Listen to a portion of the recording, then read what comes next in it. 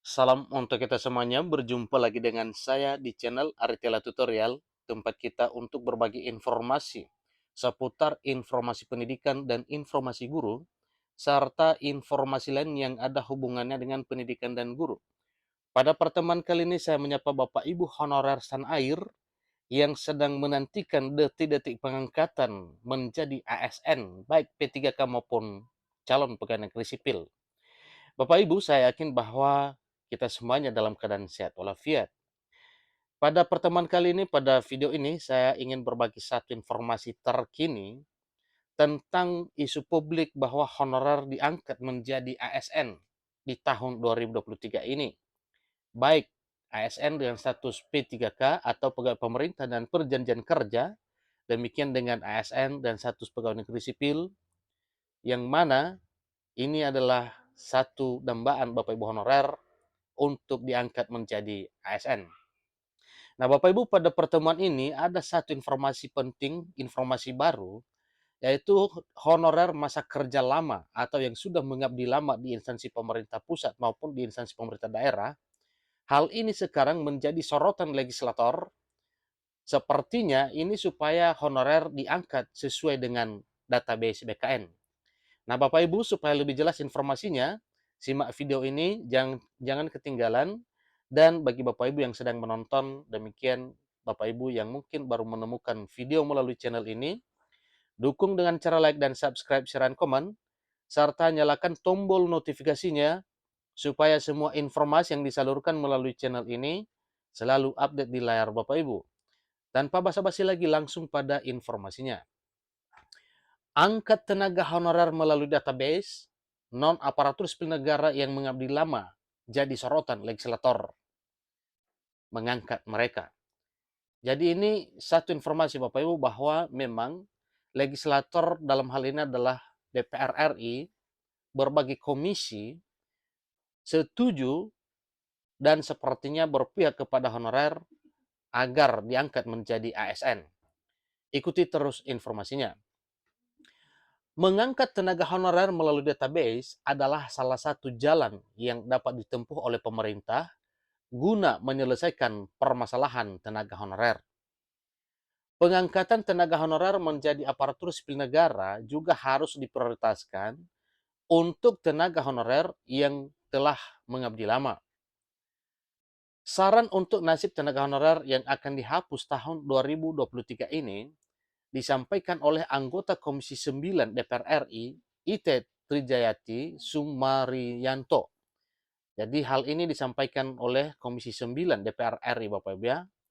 Ite menyampaikan bahwasanya tenaga honorer telah banyak yang mengabdi ke pemerintah bertahun-tahun lamanya.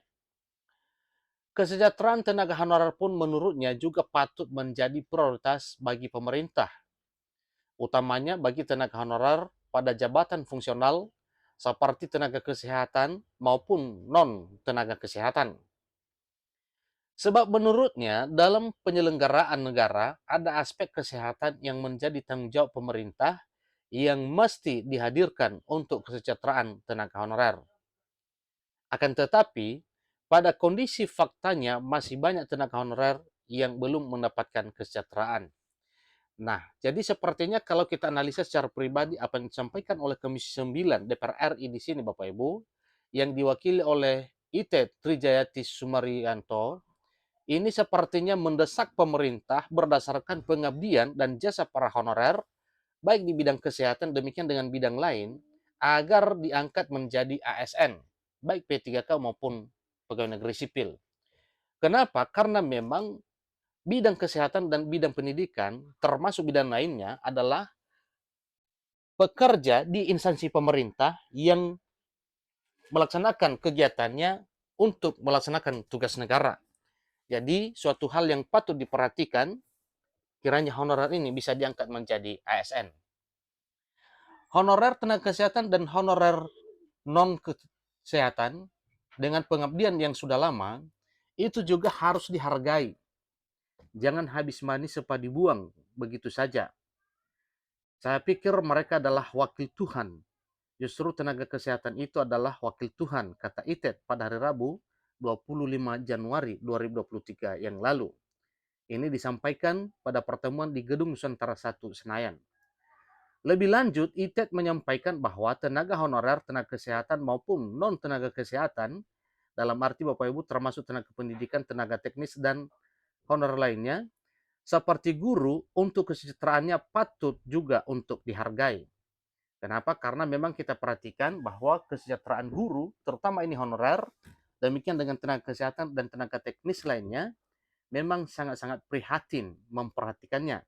Kenapa? Karena memang apa yang mereka dapatkan dari pemerintah selama jadi honor itu benar-benar tidak layak untuk mendukung kesejahteraan keluarga. Jadi harus kita perjuangkan baik dari DPR, pemerintah daerah, kita bersinergi. Mereka harus diperjuangkan supaya di dalam penyelenggaraan negara, kan ada yang pertama adalah tentang kesehatan, kedua pendidikan, ketiga kesejahteraan, kata ITET. ITET pun juga menyoroti honor yang diterima oleh tenaga honorer kesehatan yang menurutnya jauh dari kata layak. Masa ada tenaga kesehatan yang honornya cuma 60.000, 90.000, 100.000? Ini kan tidak manusiawi. Padahal mereka melayani manusia, kata ITET. Guna menyelesaikan permasalahan tenaga honorer baik tenaga kesehatan maupun honorer non-tenaga kesehatan, agar dapat diangkat menjadi aparatur sipil negara dengan status pegawai pemerintah dan perjanjian kerja, menurut ITET perlu adanya pembenahan dari hulu hingga ke hilirnya. Perlu ada pembenahan database agar bisa membuat manajemen yang baik, agar bisa menyelesaikan permasalahan tenaga honorer. Nah, yang leading sektor untuk mengangkat mereka honorer ini dalam arti adalah dari pemerintah daerah, kepala-kepala daerah, sehingga mereka harus juga mengangkat mereka melalui database. Nah, tentunya database yang dimaksud Bapak Ibu, sebagaimana penataan yang telah dilakukan oleh pemerintah pada bulan sebelumnya, tahun 2022, yang mana ada beberapa banyak honorer yang sudah masuk di database BKN, yang kurang lebih sampai 2,4 juta. Nah, tentunya inilah yang dikehendaki oleh Komisi 9 DPR RI.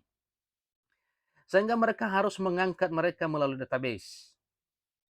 Supaya ketahuan mana yang non-aparatur sipil negara, mana yang betul-betul aparatur sipil negara. Kemudian, yang berjuang dengan pengabdian lama itu juga harus dihargai, kata legislator Dapil Lampung II. Jadi ini informasinya Bapak Ibu, ya, semakin kuat keyakinan masyarakat, demikian dengan Bapak Ibu honorer, ya, bahwa honorer yang telah didata melalui database atau melalui penataan honorer di database BKN pada bulan sebelumnya yang telah diumumkan pada bulan Oktober ke November 2022, sesuai dengan data yang sudah diterima adalah data-data yang sudah memenuhi syarat sesuai dengan surat edaran Menpan RB sebelumnya. Nah, tentunya inilah yang dikehendaki oleh DPR RI supaya semua honorer yang telah terdata di database BKN ini bisa diangkat menjadi ASN. Nah, ini informasinya. Semoga hal ini menjadi angin segar bagi Bapak Ibu. Dan kita doakan sepertinya hal ini akan diwujud nyatakan dalam waktu yang cepat. Karena memang pemerintah bersama dengan DPR RI sedang berjuang keras untuk memperhatikan nasib honorer di tanah air ini. Demikian informasinya. Kurang lebih dalam penyampaian saya mohon dimaklumi. Sampai ketemu pada video berikutnya. Terima kasih.